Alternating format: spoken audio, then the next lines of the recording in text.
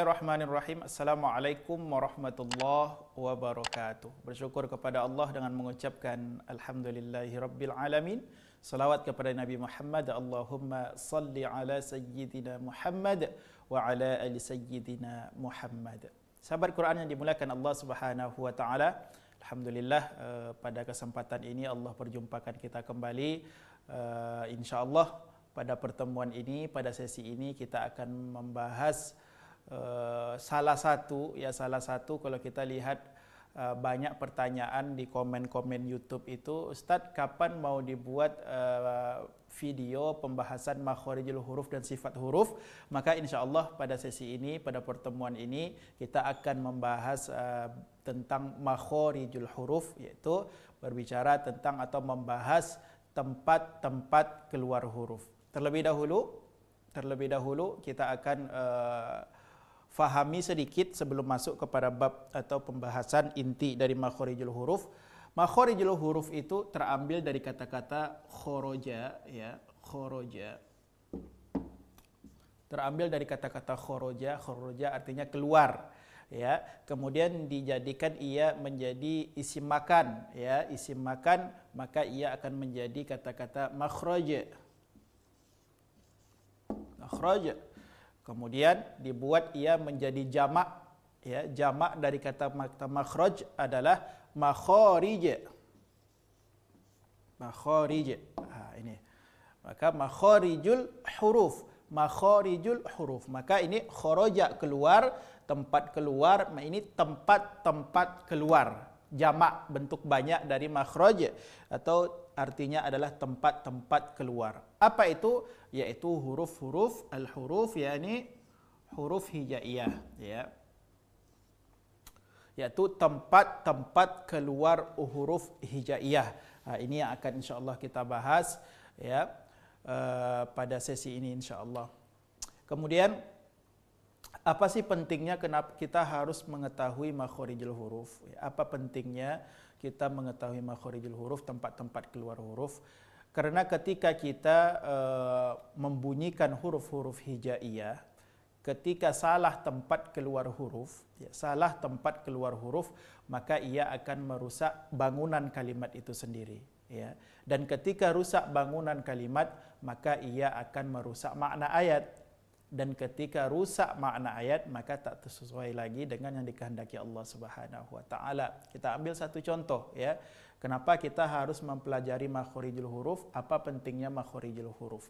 Contoh, sering kita lihat, ya, apalagi ayat, ya, ayat yang sekarang ini populer di bulan Ramadan ini, yaitu Al-Baqarah 185 yang berbicara tentang Allah menurunkan Al-Quran di bulan Ramadan. Akhir ayatnya berbunyi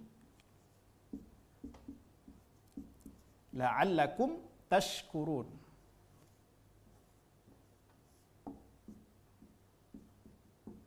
Tashkurun. Nah, lihat. Apa pentingnya kita mengetahui makhorijul huruf? Kita fokus ke huruf shin saja. Makhraj dari huruf shin ini, adalah wastul lisan. Wastul lisan, tengah-tengah lidah nempel ke tengah-tengah langit-langit atas. Ini. Ketika kita tidak memberikan pada makhrajnya, ya, tidak keluar pada makhraj tengah-tengah lidah, maka sebahagian dari kita membacanya menjadi taskurun. Lihat.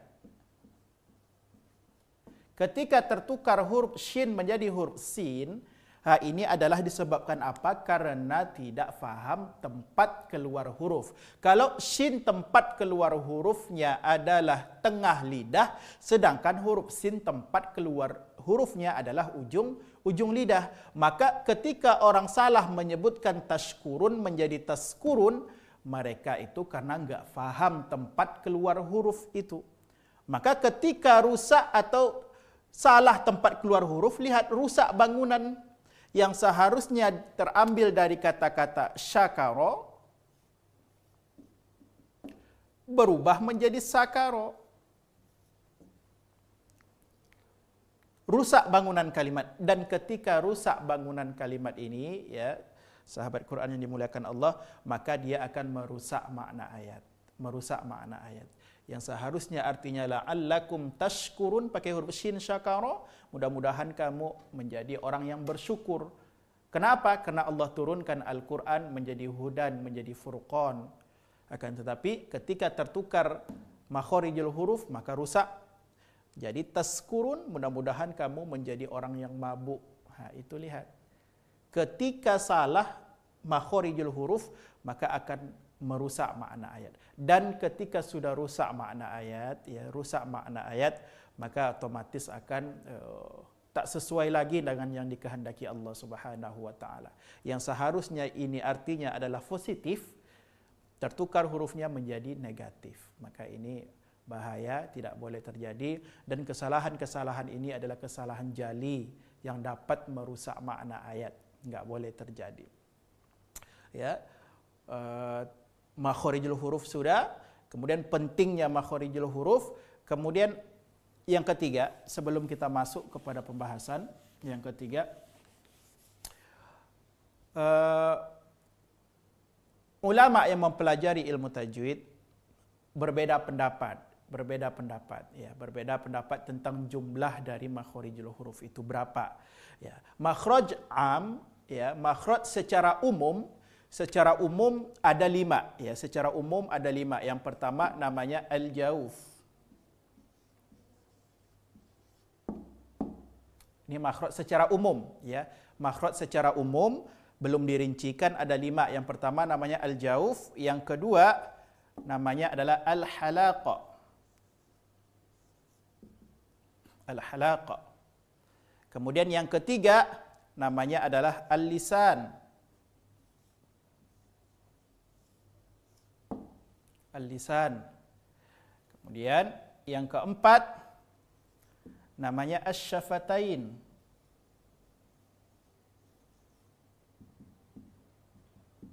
Syafatain.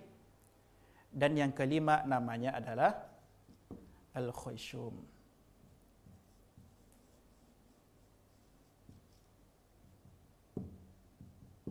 Al-khayshum. Ini adalah 5 makharijul huruf secara umum, dan masing-masing ini nanti ada bahagian-bahagiannya, ya. Maka secara keseluruhan makhraj khas namanya makhraj khas dari yang 5 umum ini berjumlah nanti 17.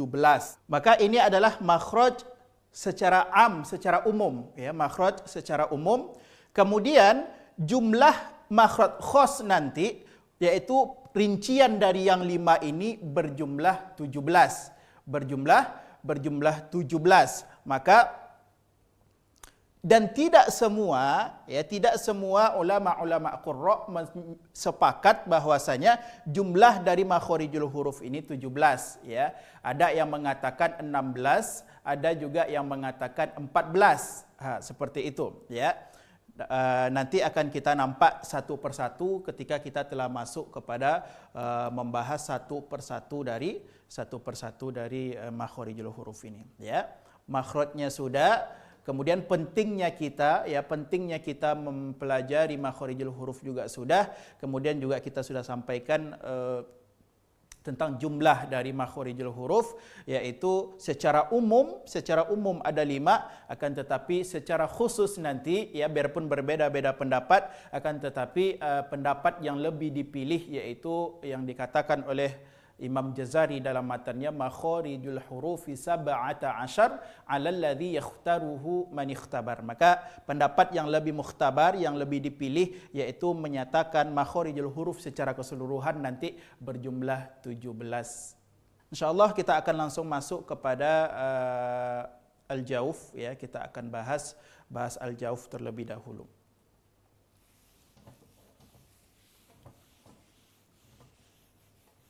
Sahabat Quran yang dimuliakan Allah Subhanahu wa taala, kita bahas satu persatu dari 5 makhraj secara am atau umum tadi. Ada 5. Insyaallah pada bab makharijul huruf ini akan kita jelaskan satu persatu dari yang 5 tadi. Baik, yang pertama makharijul huruf itu namanya al-jauf. Apa al-jauf itu?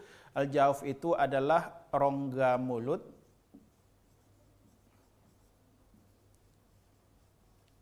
dan rongga tenggorokan.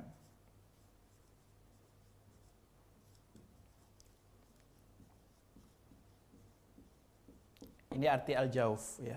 Al-jauf adalah rongga mulut dan rongga tenggorokan. Apa maksudnya? Yaitu huruf-huruf yang keluar hanya dari rongga mulut dan rongga tenggorokan. Maka perlu saya sampaikan di awal ya, maka setiap satu dari huruf hijaiyah, maka dia hanya memiliki satu tempat keluar huruf. Ya, satu huruf hijaiyah hanya memiliki satu tempat keluar huruf. Kalau dia tidak al-jauf, berarti dia al-halaq. Kalau tidak al-halaq, al-lisan. Kalau tidak lisan, berarti syafatain. Kalau tidak syafatain, dia khayshum. Maka tidak ada nanti huruf yang ketika contohnya keluar dari tenggorokan, dia juga akan keluar dari khayshum, tidak ada. Ya, ada huruf nanti yang keluar dari lisan, tapi keluar juga dari syafatain, tidak ada. Masing-masing huruf hijaiyah hanya memiliki satu tempat keluar huruf. Kecuali nanti ada dua huruf, yaitu huruf mim dan huruf nun. Ini mim dan nun ini pengecualian saja, dia otomatis dua huruf ini akan juga keluar dari rongga hidung atau al-khayshum. Hanya dua huruf ini. Selain huruf yang dua ini, maka hanya memiliki satu tempat keluar huruf. Nanti dalam praktek akan nampak, kita lihat. Al-jauf. Apa huruf dari al-jauf ini? Huruf dari al-jauf adalah bisa mudah kita ingat, yaitu huruf mad tabi'i. Huruf mad tabi'i.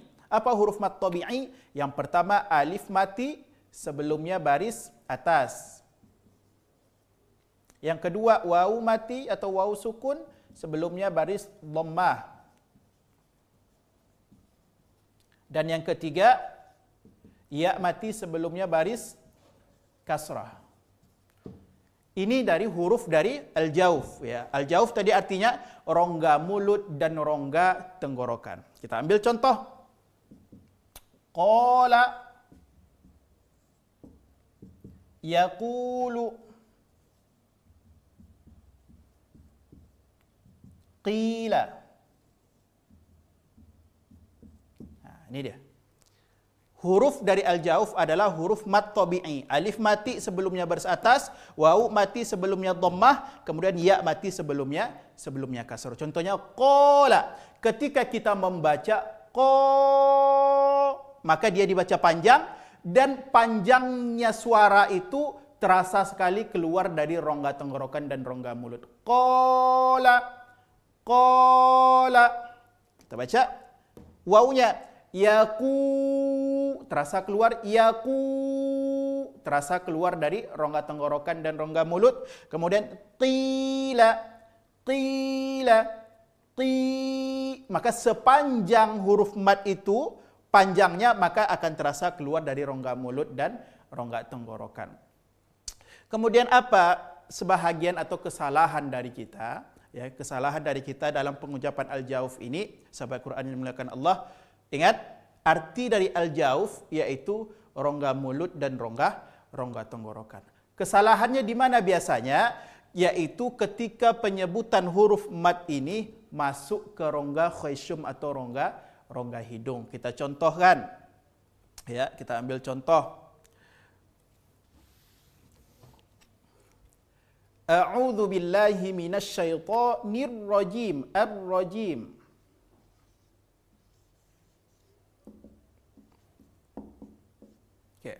Lihat. Ya, kita melihat. Ini ada ya mati, sebelumnya baris bawah. Maka tempat keluarnya murni dari rongga tenggorokan dan rongga mulut. Kesalahannya apa? Biasanya masuk ke rongga hidung. Ya, maka orang yang mendengung-dengungkan atau mensengau-sengaukan suara ketika ngaji itu hati-hati karena merusak makharijul huruf, ya, merusak makharijul huruf. Contohnya, a'udzu billahi minasyaitonir rajim. Dia enggak boleh masuk ke hidung. Enggak boleh masuk ke hidung. Ar-rajim. Karena murni keluar dari ya ini, jim juga enggak masuk ke hidung, ya juga enggak masuk ke hidung karena huruf mad. Karena keluar dari al-jauf, ya. Ar-rajim, kesalahannya biasanya ar-rajim. Itu akan merusak. Karena tadi di awal kita sampaikan satu huruf hanya memiliki satu tempat keluar huruf. Maka kalau sudah keluar dari al-jauf, jangan sampai keluar lagi dari al-khayshum. Karena nanti ada pula huruf yang keluar dari al-khayshum. Itu hati-hati, ya. Jangan sampai kita salah seperti ini. Alhamdulillahi Rabbil Alamin. Di sini lihat, dicontoh kata-kata al-alamin. Oke, alamin. Oke.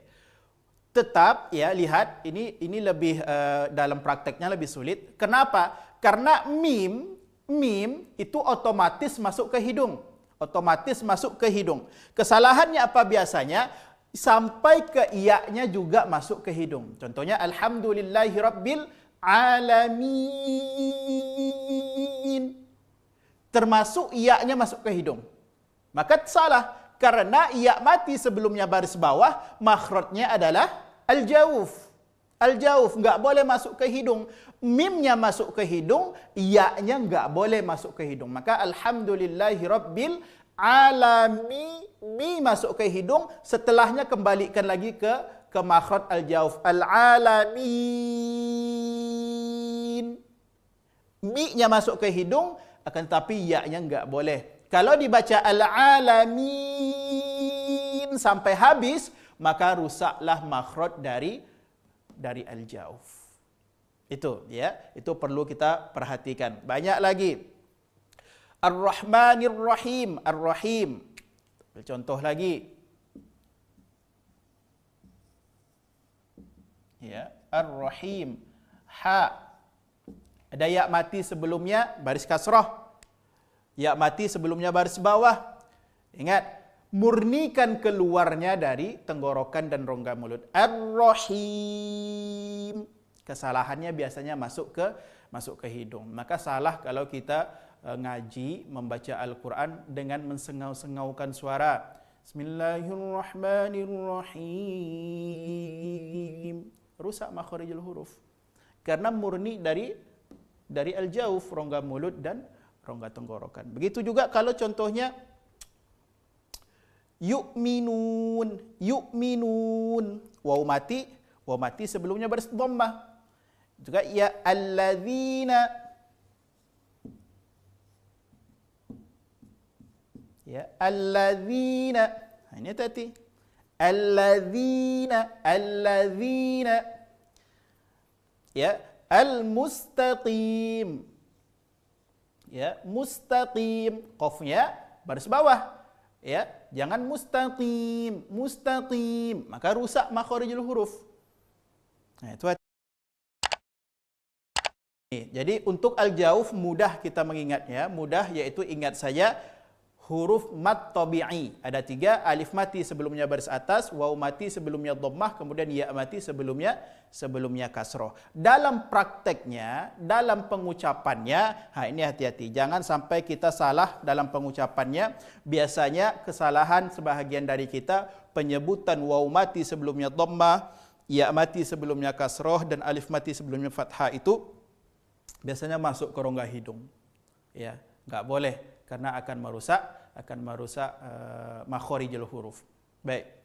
Selesai kita untuk al-jauf, ya, untuk al-jauf kita selesai, maka kita akan masuk kepada makhraj am yang kedua. Makhraj am yang kedua, ya.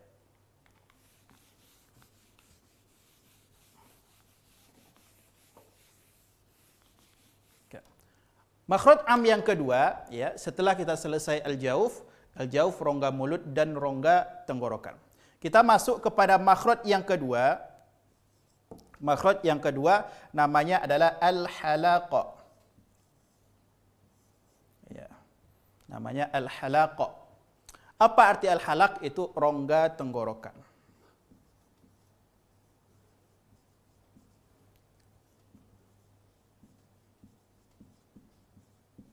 Oke, tenggorokan.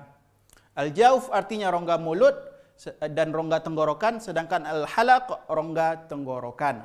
Apa maksudnya? Yaitu huruf-huruf hijaiyah, huruf-huruf hijaiyah yang hanya keluar dari rongga tenggorokan saja. Hanya keluar dari rongga tenggorokan saja. Untuk rongga tenggorokan ini ada 3 bahagiannya. Ada 3 bahagiannya. Yang pertama namanya adalah aqsal halqi.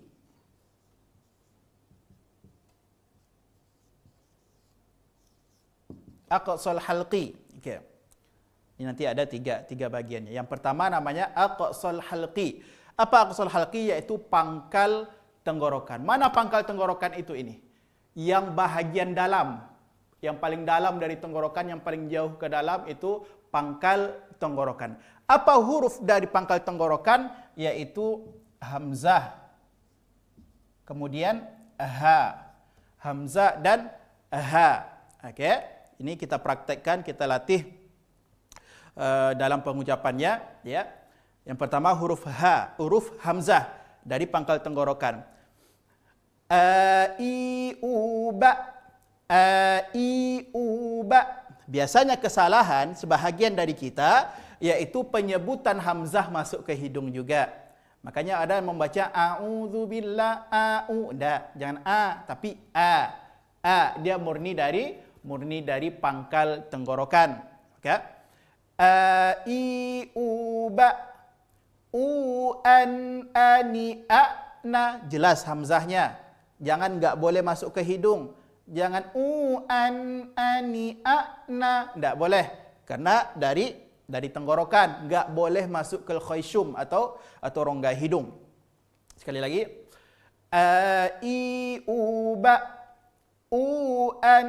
ani, na, minal mu'nima, ani, gitu. Untuk melatih hamzah. Melatih hamzah jangan sampai masuk ke rongga hidung. Yang pertama, yang kedua huruf ha.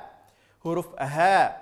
Biasanya orang penyebutannya terlalu kuat nanti seperti sampai bergetar ke dada, katanya seperti itu. Tidak, ya, tidak seperti itu juga. Karena sifat dari huruf ha ini namanya khofa. Khofa lembut, ya. Nanti selesai kita membahas makhorijul huruf, insyaallah kita akan bahas juga sifat huruf. Okey, hamzah sudah selesai. Yang kedua huruf ha. Juga ha, hi, hu, bah. Nanti ada sifat hamas nama pada huruf ha. Ketika sukun dia harus mengalir, ya. Ha, hi, hu, bah. Hu, han, hani, hahna. Minal muhni, mahi, han, hani, ha. Nah, itu melatih huruf ha. Keluar dari aqsal halqi, keluar dari pangkal tenggorokan. Aqsa artinya pangkal, ya. Pangkal. Ya, aqsal halqi pangkal tenggorokan. Halak artinya tadi tenggorokan, ya. Sekali lagi hamzah dan ha. Iuba, ani, na, minal mu'nima, ani, ha setelahnya ha, hi, hu, bah. Hu, han, hani, hahna. Minal muhni, mahi, han, hani, ha. Murni dari pangkal tenggorokan. Ini bagian yang pertama. Bahagian yang pertama dari al-halaq. Kita masuk yang kedua. Namanya adalah wastul halqi.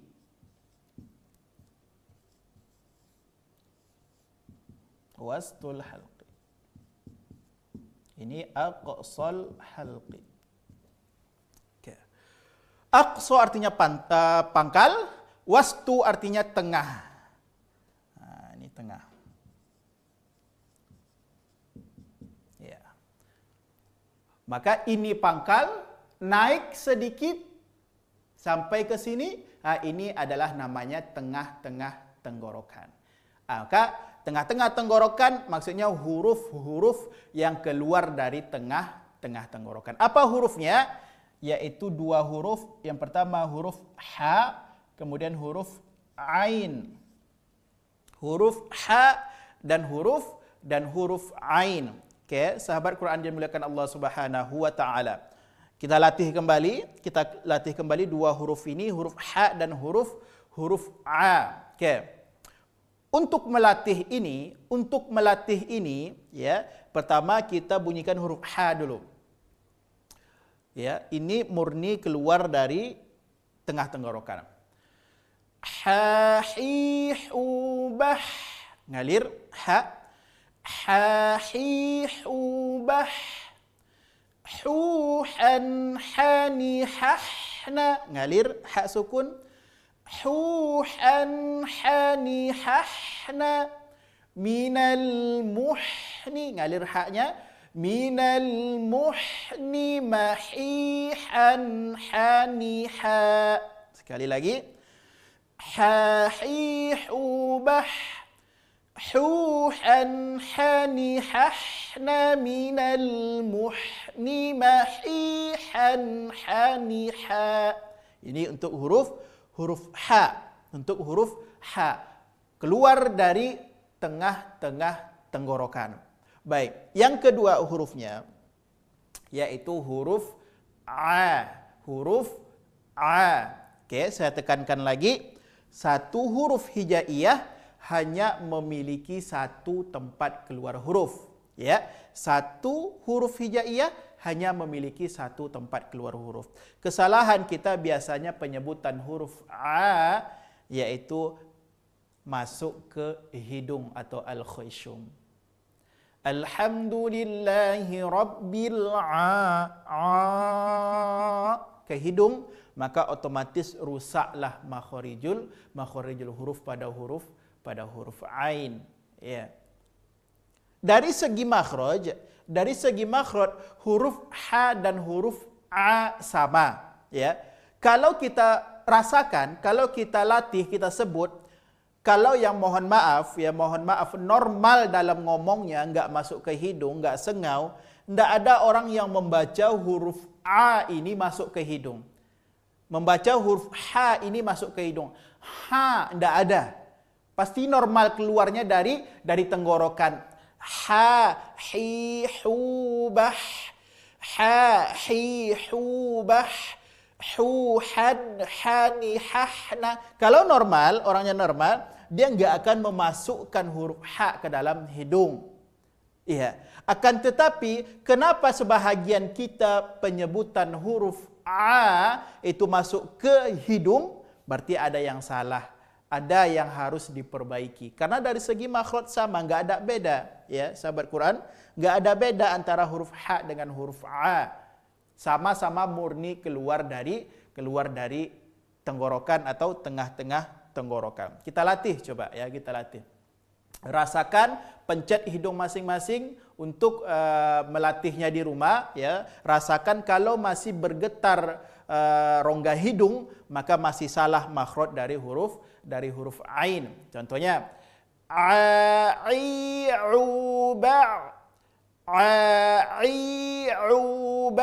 yang salahnya seperti ini. Itu salah karena masih masuk ke rongga khayshum atau rongga hidung. Salah karena huruf a murni keluar dari tengah-tengah tenggorokan, ya.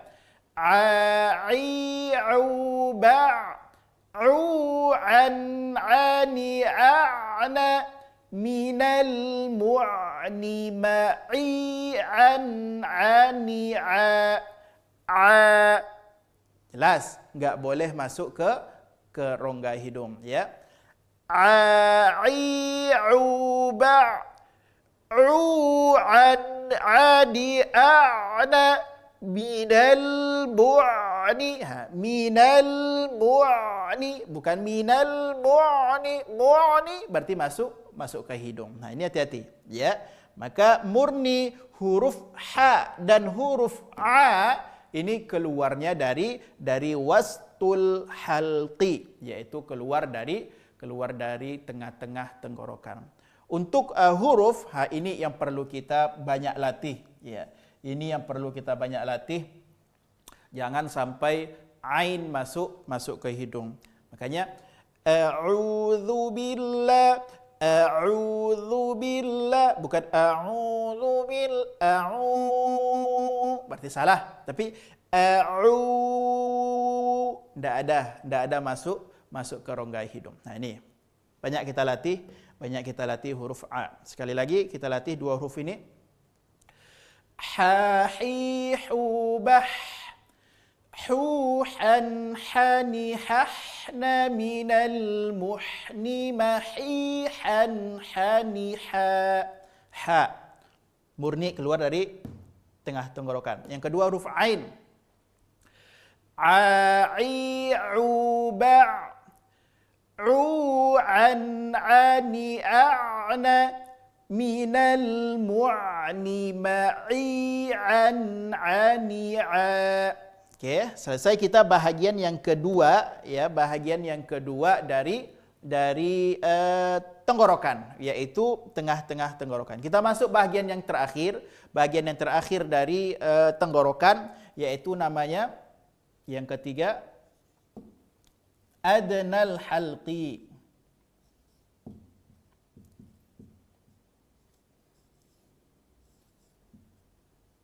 Adnal halqi. Apa adna artinya? Ujung. Ujung, ya. Aqsal halqi, pangkal tenggorokan. Wastul halqi, tengah-tengah tenggorokan. Adnal halqi, ujung tenggorokan. Ini pangkal tadi yang paling dalam, kemudian naik sedikit ke tengah-tengah tenggorokan, kemudian paling atas akhir dari tenggorokan, ini namanya adnal halqi atau ujung tenggorokan. Apa hurufnya? Ada dua, yaitu huruf kha dengan huruf gha. Ini dua hurufnya, huruf kha dan huruf gha. Hurufnya keluar dari ujung tenggorokan. Kita latih lagi dua huruf ini. Yang pertama huruf kha. Kalau 4 huruf di atas, a, ha, ha, a ini adalah huruf tipis, sedangkan yang dua ini kha dengan gha ini adalah huruf tebal, ya. Dalam sifat nanti bisa kita lihat. Kita latih huruf kha. Kha, khi, khu, ba, kuat. Kha. Kalau terlalu kuat juga atau terlalu lemah menjadi kha, belum. Kha, tidak, tapi kho. Bunyi vokal huruf tebal adalah huruf o. Itu. O, kho, ya. Bukan kha, bukan khairil, tapi khairil, bukan kha, ya. Kho, khi, khu, bakh, khu, khon, khoni, khokhna, minal mukhni, makhi, khon, khoni, kho. Itu huruf kho, ya, keluar dari ujung. Bisa dirasakan di sini. Kho, khi, khu, ujung, ya. Sekali lagi huruf kho. Kho, khi, khu, bakh, khu, khon, khoni, khokhna, minal mukhni, makhi, khon, khoni, kho. Huruf kho. Yang kedua huruf gha. Huruf gha sama rasa, ya. Terasa di ujung tenggorokan keluarnya, tapi lebih lembut saja bunyinya daripada huruf kha. Kita latih. Ghi, ghu, bag. Ya, jangan terlalu kuat nanti jadi gha, tidak, tapi ghu. Ghi, ghu, bag.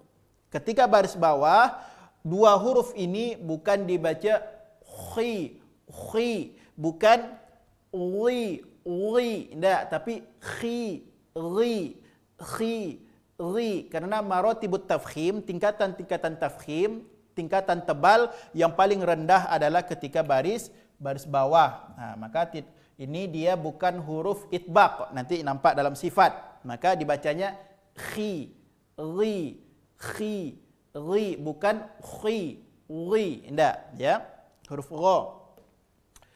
Ghi, gu, bag, ghuran, ghani, ghawna, minal mughni, maghiran, ghani, gha. Ya, Ini semua dua huruf ini keluar dari adnal halqi. Sekali lagi dua huruf ini kita ulang. Kha khi khu bakh khu khon khoni khokhna minal mukhni ma khi khon khoni kho. Huruf kha. Kemudian yang kedua huruf gha. Gha ghi ghu bagh ghan ghani ghana minal mughni maghi ghan ghani gha. Okey, alhamdulillahirabbil alamin. Selesai kita pada makhraj am yang kedua, iaitu pada makhraj halaq tenggorokan. Okey, kita ulang sedikit. Al-jauf artinya adalah rongga mulut dan rongga tenggorokan. Kesalahannya biasanya adalah dalam penyebutannya masuk ke rongga hidung, yaitu hurufnya huruf mat tabi'i. Alif mati sebelumnya atas, waw mati sebelumnya dhammah, ya mati sebelumnya kasrah. Yang kedua al-halaq, ya artinya yaitu rongga tenggorokan. Ada tiga makhraj. Yang pertama aqsal halqi, pangkal tenggorokan, hurufnya hamzah dan ha. Yang kedua wastul halqi, tengah-tengah tenggorokan, hurufnya adalah ha dengan huruf a. Dan yang ketiga yaitu adnal halqi. Adnal halqi yaitu artinya ujung tenggorokan, hurufnya juga ada dua, yaitu huruf kha dan huruf gha. Sahabat Quran dimuliakan Allah, alhamdulillah sudah kita bahas dua makharijul huruf yang secara amnya atau umumnya. InsyaAllah pada pertemuan berikutnya kita akan bahas satu makhraj setelahnya, yaitu insyaAllah kita akan bahas makhraj lisan, ya, lisan. Dan makhraj dari lisan inilah, lidah inilah huruf yang paling banyak keluar, ya, huruf hijaiyah yang paling banyak keluar yaitu dari lisan. Alhamdulillahirabbil alamin. Mudah-mudahan bermanfaat, bisa kita latih huruf-huruf dari al-jauf dan halaq ini di rumah. InsyaAllah kita jumpa pada sesi berikutnya. Terima kasih banyak. Assalamualaikum warahmatullahi wabarakatuh.